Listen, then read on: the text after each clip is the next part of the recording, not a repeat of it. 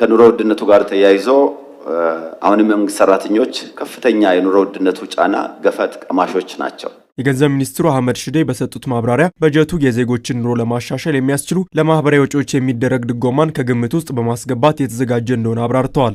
ኑሮ ጫናን ለመቋቋም አቅም በፈቀደ መጠን የነበሩትም የደሞዝ ጭማሪዎች እንዳለ ታሳቢ ተደርገው የነዳጅ ድጎማው፣ የማዳበሪያ ድጎማው፣ የሴፍቲኔት ድጎማው፣ የማህበራዊ ወጪዎቻችን በጣም ብዙዎች ናቸው። ይሄ ኤክስፕሊሲትሊ በበጀት የሚገለጸው ድጎማ ብቻም ሳይሆን በእያንዳንዱ የኢትዮጵያ መንግስታዊ አገልግሎት ኮስት ሪከቨሪ አይደለም፣ ሙሉ ኮስቱን ሪከቨሪ እያደረግን አይደለም። በመብራትም በውሃም በተለያዩ አገልግሎት ማለት ነው። ስለዚህ እንደ ሀገር ከፍተኛ ድጎማ የተሸከመ ሀገረ መንግስት ነው።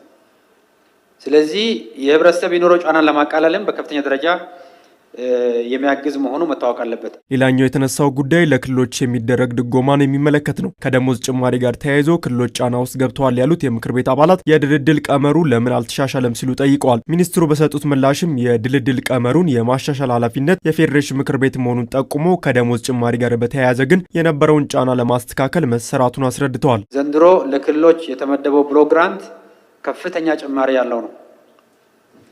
ጭማሪውም የመጣበት ዋና ምክንያት የደሞዝ ጭማሪ አድርገን ክልሎች ቅሬታ አቅርበው 2 ጊዜ ቅሬታቸውን አስተማማኝ በሆነ መልኩ ፈተናል ጨርሰናል እሱ። ስለዚህ በአጠቃላይ የ10 ወሩ የደሞዝ ጭማሪ ብቻ ሳይሆን የ2 ወሩም የደሞዝ ጭማሪም ተጨምሮበት በአመት ሊመጣ የሚችለውን አጠቃላይ ጭማሪ ታሳቢ አድርጎ ከዛ በላይም ጭምር ወደ 5% የሚጠጋ